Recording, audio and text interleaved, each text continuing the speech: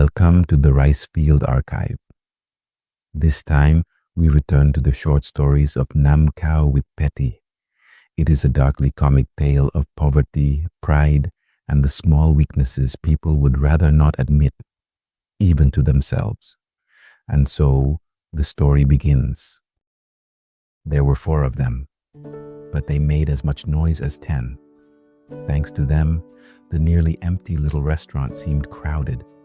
Then again, what restaurant would not be nearly empty at such an hour? Breakfast was already over, and lunchtime had yet to begin. It was a Monday morning besides. The few people who drifted in were all in a hurry.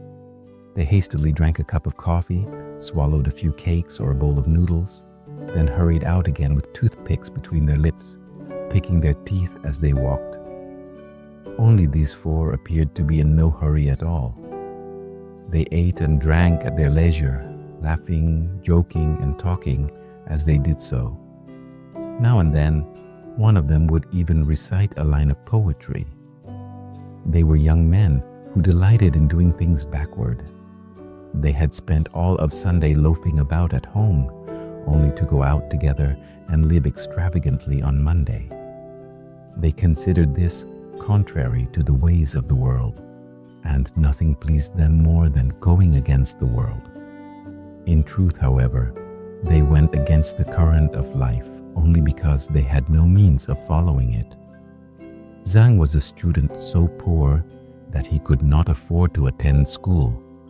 He borrowed his friend's notes and studied what else he could in the library. Ta spent his days pondering a plan to open a private school that would require 20 or 30,000 piastres, while every evening he dragged himself to the home of a wealthy family to tutor their children, earning a few dozen piastres a month to pay for food and laundry. Zhu was still looking for someone who might pay him hundreds of piastres for the novels that, for the moment, existed only inside his head. Ho would one day establish an enormous publishing house. For the present, he bent over his desk writing short stories and novels, which he sold for miserable sums to publishers who trafficked in literature. They were all men biding their time. All 4 dressed carelessly, like men indifferent to the material world. They despised the common herd. Why go out when the streets were crowded? They did everything they could to avoid the ordinary people scurrying back and forth like shuttles through a loom. And when such people could not be avoided, the 4 young men would cast before them the defiant beauty of hair cut a little too short and left deliberately uncombed, of simple clothes, probably wrinkled, of open collars and tieless chests exposed to the wind, and, above all, of faces that were neither plump nor pale and well-fed, but haughty, mocking, and contemptuous. The 4 young men had what might be called extraordinarily provocative faces. Why, then, did they need to go out at all? Unfortunately, they needed to see one another and talk. But where could they meet conveniently? Their only choice was to wander about town together and, once tired of walking, enter some cheap restaurant and order cheap dishes. After all, expensive food was not the only food that could taste good. That much was true. Whether something tasted good depended upon the mouth eating it, and to a hungry mouth, everything tasted delicious. Then what need was there to dine grandly? For a few dimes, 1 piastre at the very most, they could treat one another to a meal every bit as delicious as a respectable 10 piastre dinner at a French restaurant. When one ate, surely taste was all that mattered. What need was there for luxury? And delicious it certainly tasted to them. They were happily reasoning all this out when 2 middle-aged men, perhaps country people or visitors from some provincial town, finished paying their bill and walked towards the door, smiling at one another. Zhang was already rather drunk. He glared after them and said, almost as though looking for a fight, "Are those gentlemen making fun of us?" Fortunately, the 2 men were walking so quickly that they had reached the middle of the road before Zhang had finished speaking. Once they reached the opposite pavement, they glanced hastily back into the restaurant, then hurried around the corner into another street. Zhang fumed. "There! Did you see that? Wasn't I right? They were laughing at us." Zhu smiled and shook his head slightly. "No, the restaurant gave them a few dimes too much change." Ho burst out laughing. "How extraordinary! How could you possibly know that?" Still smiling, Zhu answered calmly, "I know because I myself have been given a few dimes too much change on several occasions. Had I been the man sitting behind that counter, one look at the strainedly casual expression of the man who had just paid, the smile on his face as he reached the door, and the nervous excitement he tried to conceal from the moment he stood up until he reached the street would have been enough. I would immediately have called him back and demanded the rest of the money." Ta forced out a loud laugh. "My God, Zhu, you paragon of insight! You are as suspicious as a mouse. Only you, surely only you, could become so agitated over a few miserable dimes. What a petty little man." "Petty? Of course I'm petty. Petty through and through. But let me ask you something. Have you never been troubled, irritated, and unable to put your mind at rest over 2 or 3 cents? Suppose you take a tram ride costing 2 cents, but the only coin you have is a 5-cent piece. The conductor has no change, so he takes your 5 cents and walks away. He goes to the front of the carriage, then to the carriage behind. The tram is crowded, and soon you can no longer see him.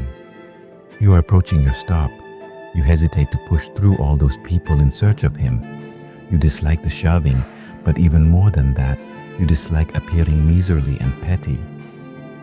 For a long time, the desire to look for him and the desire not to look for him struggle inside your head, making you thoroughly miserable, all because of 3 cents whose loss would certainly not kill you.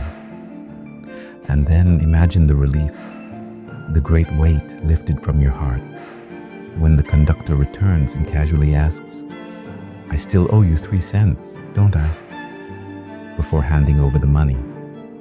If he failed to return and you had to get off the tram 3 cents poorer, I am certain you would be resentful for hours afterwards.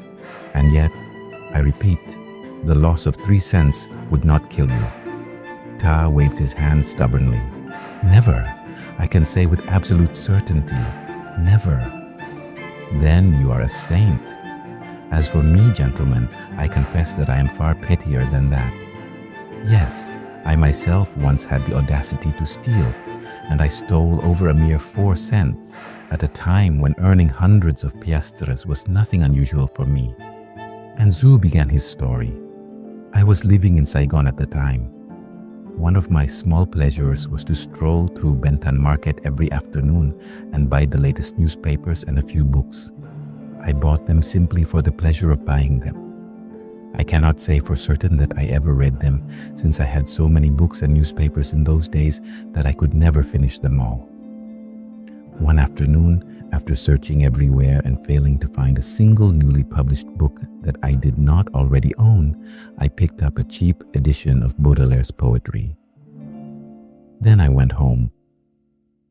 While I was changing my clothes, Tu, who slept beneath the same mosquito net as I did, picked up the book and exclaimed, "Why did you buy this old relic?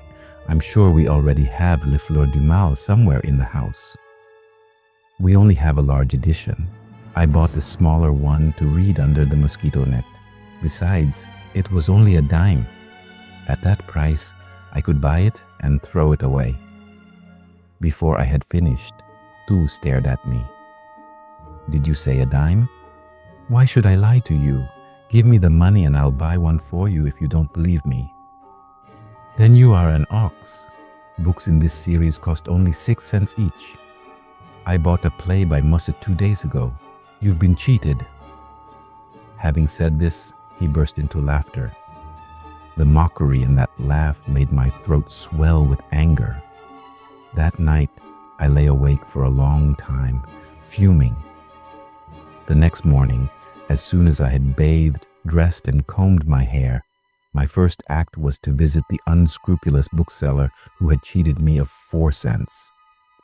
The bookseller knew my face, so he allowed me to rummage freely through his stock. While he was busy accepting payment from another customer, I slipped one book into my coat pocket. I hid another inside a newspaper I had brought folded from home, a weekly whose cover was already covered in my idle scribbling, so anyone could see at a glance that it was an old paper. I picked up 2 more books and held them openly in my hand, then threw a piastre onto the counter. I had plenty of small change, but I deliberately gave him the piastre so that, if my dishonesty were discovered, I would have some way of defending myself. The bookseller merely glanced at the 2 books in my hand, opened his drawer and gave me 80 cents in change. I felt light enough to float. I hurried home. When I saw Tu standing in the doorway chewing gum, I seized him by the arm and dragged him inside. I arranged the 4 new books beside the one I had bought the previous night, and with great solemnity performed the following calculation for him. 1, 2, 3, 4, 5. 5 books. Do you understand? He snorted with laughter, thinking I was performing some kind of magic trick. 6 cents a book. That is the price you yourself paid. 5 times 6 is 30. Exactly 30 cents, or 3 dimes. Yesterday I paid 1 dime, and today I paid another 2. 1 plus 2 makes 3. The accounts are balanced. You see, it is no easy thing for the world to cheat a man like me. Then I roared with laughter. They asked what had happened, so I explained the whole thing. When he finally understood, it was his turn to roar with laughter. He said, "Perhaps the world didn't cheat you, but I certainly did. The truth is that books in this series really do cost exactly 10 cents apiece. Whether I buy one or anyone else does, the price is the same. No one has ever sold them for 6 cents. Can't you see that the price printed in France is 75 centimes?" I stood there dumbfounded. Then my face began to burn. Had Thu not been my closest friend since the days when we sat beside one another at school, and more importantly, had he not been much stronger than I was, I would have punched his broad nose several dozen times. But heaven had made him my friend and had also made him stronger than me. So I merely called him a swine and resolved that when I went out to buy books that evening, I would find some way of accidentally returning 20 cents to the bookseller. Zhang had been listening intently to Zhu, apparently deep in thought. Suddenly he burst into laughter. He laughed so violently that his whole body bounced up and down. The others began laughing simply because they could see his shoulders shaking. Zhu was delighted. He assumed that Zhang had found his story exceptionally amusing. Zhu prided himself on being able to use stories about nothing at all to express the most profound truths. But his satisfaction was quickly extinguished. Zhang had laughed only because Zhu's story had reminded him of an experience of his own. "You were still fortunate, Zhu. I once ended a love affair over 2 piastres. A love affair, gentlemen. Oh. At the time, I was lodging in Yanfu with a friend of my mother's. She had a daughter who was reasonably pretty. She wore black silk trousers and had blackened teeth, but she was extremely hardworking. She would have made a decent wife. We fell in love. We were in love without knowing that we were in love, like, my God, please, for all our sakes, cut out the entire introduction." "Very well, I'll cut it. Let us simply say that we were in love and so forth. Her parents knew, but pretended not to. Her mother understood perfectly well that the best her daughter could hope for was a man of my sort. And in those days, I was innocent and sincere. But one day, the girl asked to borrow 2 piastres from me. She wanted to have a blouse made or secretly buy something her mother was not supposed to know about. I never learned exactly what. I could not refuse. I gave her the 2 piastres, though I confessed that they were the last 2 piastres I possessed. That afternoon, she came to me sadly and said, "I've lost both of them." Lost them? Yes, what terrible luck. I put them in the pocket of my blouse. I took the blouse off only for a moment and hung it in the kitchen while I went to bathe behind the house. I meant to put it straight back on afterwards, but just now, when I felt inside the pocket, the money was gone. Then she lowered her voice and whispered, "I strongly suspect Luong. Who else could it have been?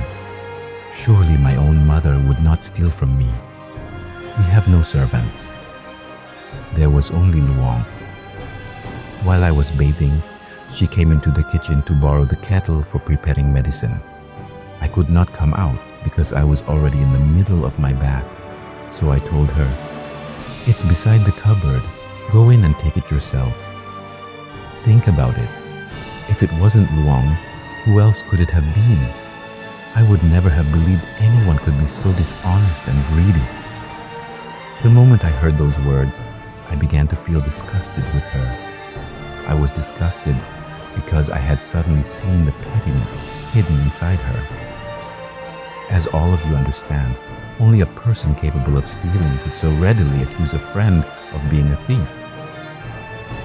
But what if the friend really did steal the money? Zhang smiled slyly. No, do not falsely accuse an innocent woman and bring sin upon yourselves. Luong could not possibly have stolen those 2 piastres. I know that for certain. And what reason do you have for being so certain? For the simplest reason in the world, I was the person who stole them. Everyone roared with laughter. They all assumed that Zhang had invented a clever joke for their entertainment. Only Zhu seemed thoughtful. He waited for the laughter to subside, then nodded and said, "I understand your action perfectly, Jiang. After giving her the money, you must have regretted it. You were poor yourself. There were necessary expenses you could not avoid. Those 2 piastres had cost your mother a great deal of sweat. She had tightened her belt, gone hungry, and worn rags in order to send them to you. You yourself had denied yourself all manner of things so that you would not spend them too quickly. And she would use them for things that were not especially necessary. A scarf perhaps, a pair of sandals, perhaps nothing more than a box of face powder or a bottle of perfume. Once she had spent the money, naturally she would never think of repaying you. Even if the thought occurred to her, where could she possibly find the money? You began to feel that your sacrifice was absurd. Then you began to feel that she was absurd. You wanted to ask for the money back, but you were too ashamed. You hesitated for a long time. Finally, you made up your mind and went down to the kitchen. Had you found her there, perhaps you would not have had the courage to speak. Fortunately for you, she had already gone behind the house to bathe. Only her blouse remained. Your heart was pounding. You looked at the pocket. You looked towards the door. You held your breath. Then you went over to the blouse and took back your money. Zhang sprang to his feet, extended his hand and bowed deeply before Zhu. Zhu, you are remarkable. You are truly the kindred spirit of your humble younger brother. Everyone burst into laughter again. Ho, who until then had merely sat and listened, timidly offered another possibility. Perhaps Zhang was not being quite so calculating. Perhaps he merely thought that if he allowed her to spend those 2 piastres, their love would lose its sacred character. She would no longer seem pure, because it would appear as though she were charging him. You are a true novelist. But Ta had suddenly assumed the weary expression of a moral philosopher. He closed his eyes tightly, shook his head and cried, oh God, why did you create so many petty people?" Petty indeed. So petty that no one would believe such people existed if one merely described them. Yet here we are, living proof. We pride ourselves on despising money, and yet at moments such as this, I believe I can make a guess without much fear of being wrong. At this very moment, is there a single one of you who is not slightly worried that he may have to pay for this meal? Is there a single one of you who is not secretly hoping that someone else will stand up and pay first so that he can pretend to ask, "You've paid already, why the hurry?" Well, since you've done it, go ahead and pay. Ta waved his hands emphatically. "Never, never," Zhu smiled. "In that case, we have unanimously decided to grant our most honorable Ta the privilege of paying for today's meal." But Ta continued waving his hands with equal enthusiasm. "Never, never," the whole group roared with laughter again. Zhu stood up, took out his wallet and said with a smile, "Then I shall pay. That is the way of the world. Once a man has publicly defended pettiness, he can no longer afford to be as petty as everyone else."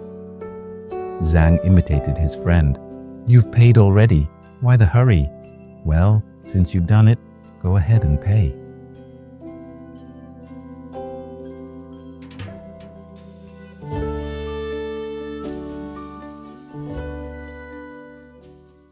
And so ends Petty. A few coins, a little pride, and the truth comes out. If you enjoyed this story, please consider subscribing for more Vietnamese literature, folk tales, myths, and forgotten stories. Thank you for listening.